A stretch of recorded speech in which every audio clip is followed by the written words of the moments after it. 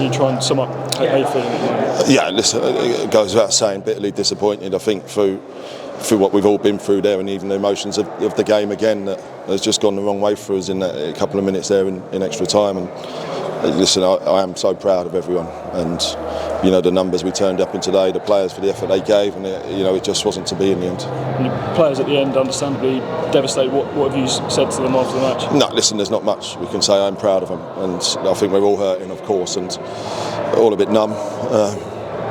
But that's football. And you think of where the club was this time a year ago even, it shows actually the fact that you're here today, how far you've come and that you're moving in the right direction. Yeah, of course, and I'm sure we'll look at that over the next few days and realise it, but it's probably a bit too soon to even think like that. Over 25,000 Blues fans in here today, and they were in great voice all the way through. They've been so much. As of you, what would you say to them? What would your message be? No, listen, thank you, for the support. It's been amazing, and just sorry we couldn't get it over the line. And a word on Oldham State, it was a great match between both sides. Yeah, and listen, congratulations to them. A proper football club, and good luck to them. I wish them the best of luck next year. And what's your plans now, Kevin, for the summer? Have a little break? Listen, I haven't thought that far ahead. Thank you. Thank you. Obviously very difficult circumstances today, but and this might be a difficult one to answer, but it is June the 1st. The playoff finals come quite late this season. Yeah.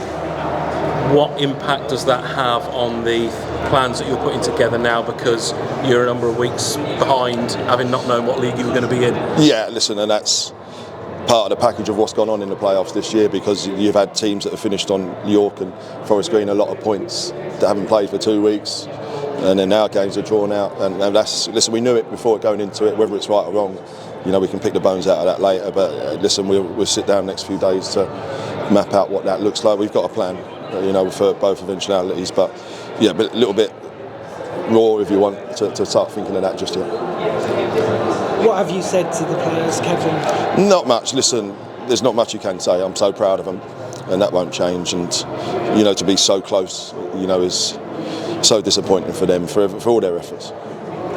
And to the fans, I know you just sort of mentioned there, but fantastic support. Yeah, unbelievable. And I think we had near 29,000, of course, and and what an atmosphere, and to have the National Stadium that full for the fifth tier of English football was unbelievable. And sorry we couldn't get it done for them. Kevin, on the margins, just absolutely brutal at this level. Yeah, listen, and that's football.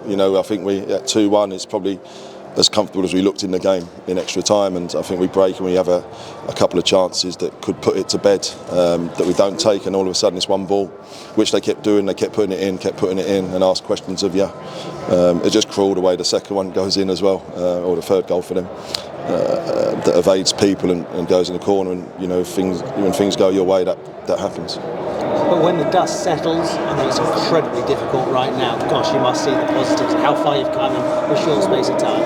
Yeah, we will do, and that won't change from what I knew before this game. What the football department have done is unbelievable in terms of recruitment, the coaching, everything, and I'm so proud of them for what they've done.